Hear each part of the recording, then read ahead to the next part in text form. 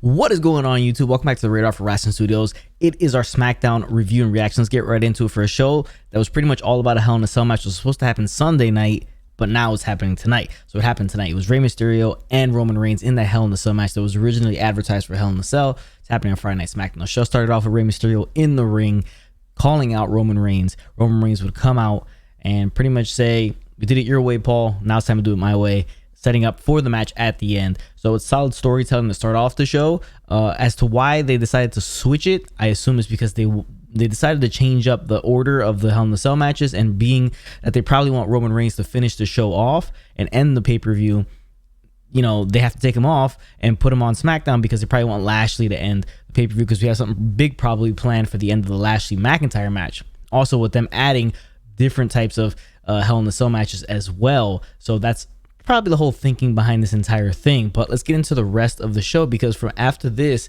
it was a solid start, right? A solid way to set the table for the match that was going to happen tonight. A lot of emotion involved in this, even though it seems kind of put together kind of quickly. It's, you know, for the most part, well done. The next thing on the show was Big E, Kevin Owens versus Apollo and Commander Aziz. This is supposedly Aziz's first time in the ring, right? But as Aziz, it is true, it's his first match as this character Aziz. The match, really not much to talk about here. To be honest with you, it's not really all that great of a match. You have Sami Zayn still being involved with Kevin Owens because they seem to be on the merry-go-round. They always kind of just end up meeting each other like as per usual. We get that in the end. Cruz and Aziz get the win, the Nigerian nail on Kevin Owens, and you have Sami Zayn gloating about it, and then eventually Kevin Owens asking for a match against Sami Zayn that same night as he's injured and coughing because of the Nigerian nail to the throat. He will get his match at Hell in a Cell. So again, these guys continue to face each other like over and over again. It's the feud that continues on for, I guess, the rest of eternity, but they're always going to give you a good match. So we'll see how the match is. It's not a Hell in a Cell match, just a regular match. So the next thing on the show, more repetition. We have King Corbin versus Nakamura for like the 5th week in a row. And, you know, they've traded wins and losses, 50-50 booking all over the place in this feud, all about a crown. And this is the battle of the crown. Shinsuke versus Corbin to see who wins and who gets to hold on to the crown. At the end, Nakamura gets to win. Not really that great of a match. It kind of is what it is.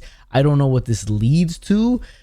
He's a king of strong style again. He's got Rick Boogs with him, killing it on the guitar. But I don't know why Mr. Boogs. Yeah, what a moment! It happened.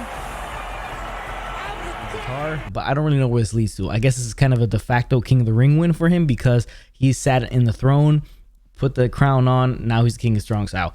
I don't know what this leads to. I don't know. Maybe it gives Nakamura a bit of a push. Maybe in the end it actually is a good thing because Nakamura gets a bit of a push afterwards. Maybe this is a good thing. But just kind of a weird feud. You know, it is what it is. Next thing on the show was Bianca Belair. She comes out and talks about Bayley and all that. The bullying. I'm not a huge fan of her promos currently. Too kind of like just like generic baby face talking about bullying and people say this about me and stuff like that. Not a huge fan of that type of stuff. It feels very generic, very forced. But she eventually challenges Bayley to a Hell in a Cell match. Now changing their originally scheduled match not to a Hell in a Cell because Roman is off the show. He's taking his Hell in a Cell to, you know, tonight's Friday Night SmackDown. So now they have room to add her in Bayley into a Hell in a Cell. The women did not have a Hell in a Cell match going in. It was the 2 men's matches that were Hell in a Cell. So now the females have one and the males have one as well. So that's probably what ended up being their plan. They didn't want to put 3 Hell in a Cell matches on the show. Now we have 2, one for the women on SmackDown, one for the men on Raw. So that's pretty much the end of this. Bayley will come out, attack Bianca Belair, got to stand tall over her at the end, holding the title. So that probably means she's going to lose that match at Hell in a Cell, which is pretty obvious. I think they're setting up for SummerSlam to run it back with Sasha and Bianca. I think that's how they're going to work it. So I kind of assume that. The next thing on the show was Jimmy Uso confronting Roman Reigns. Roman Reigns in his locker room. Jimmy Uso walks up on him and pretty much says he hasn't seen Jay since last week's, you know, disaster that happened between all 3 members. I can't find him, but you know, if you need me tonight, I got you. I'll help you out in the Hell in a Cell match. Reigns is like, no, find your cousin. You need to find him. I need your cousin. We need your cousin. So, you know, go find him. Comes to Reigns and his you know, his acting, his facial expressions throughout this entire stuff that he's been doing. It's just grade A stuff, and it's even better here. Calling out, we need your cousin. We need him. We need the family together and stuff like that. And I'll take care of business like I normally do. I don't need your help inside Hell in a Cell. I'll take care of Rey Mysterio by myself. So it's really great stuff by him. Next thing we get was Otis beating down Angelo Dawkins, who's already beat up. You know, Alpha Academy, Gable, and Otis beating him down.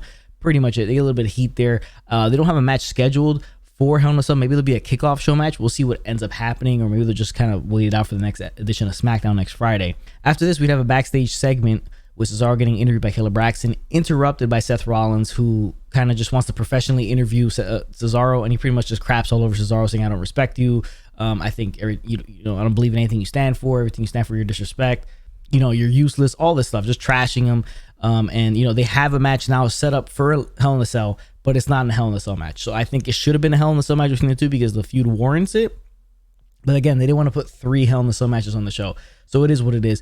Cesaro will get the upper hand, kind of pushes Rollins on the chair, fall off, and embarrass him. So we'll see how that match ends up turning out, and where its placement on the card will be kind of interesting as well for Hell in a Cell. Then the next match on the show was the Hell in a Cell match.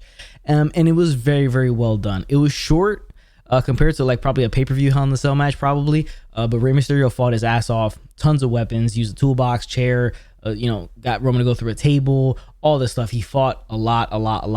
But it was just too much. Roman Reigns obviously wins the match by submission with the guillotine choke. Big spot where he power bombs Rey from the ring into the cage, similar to what he did to Dominic the week prior. And Reigns with Rey up top. Oh my God! Deja vu of Dominic last week, but tonight. So in a tremendous fighting effort from Rey Mysterio, he's just not enough to beat the Tribal Chief, and Roman Reigns retains his Universal Championship inside Hell in the Cell. And then at the end, after he chokes out and makes Rey tap, here comes Jimmy Uso to raise the hand of Roman, pretty much acknowledging him. There's still no Jay around though. But Roman Reigns is being acknowledged by his cousin Jimmy. A rift that has gone on for weeks. But Jimmy's out there acknowledging him, and you see Rey trying to get up, and Roman's not having anything of it. Grabs him, chokes him out again, and stands tall. So we'll see if they have any role whatsoever in any aspect of the show on Hell in a Cell. I don't know, because they seem to want to get everything here on SmackDown and keep Roman and stuff off the show. So they probably have something big planned. That's why they want to have Roman off the show. And we'll see what happens at Hell in a Cell. But this match was a really, really good match. A lot of emotion involved, especially with Rey fighting for the honor of his son, everything being disrespected, his son being beat up by Roman Reigns, all that stuff. Great use of weapons in this match.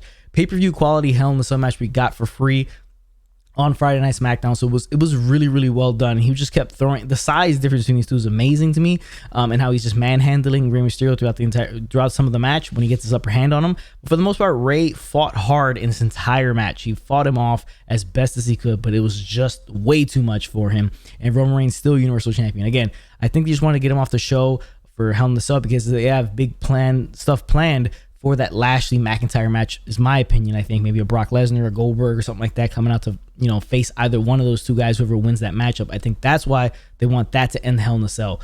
So it kind of screwed up my prediction stream, because we did the prediction stream and all this stuff kind of drops a couple days afterwards. But we'll see what happens. Stay tuned for my review of Hell in a Cell right after the show, West Coast Pop. I'll go live with them after Hell in a Cell. But this is our review and reaction of Friday Night SmackDown. I appreciate you guys for tuning in. Make sure you drop a like on this video, hit the chair in the corner where it hits you first, and sub to the channel.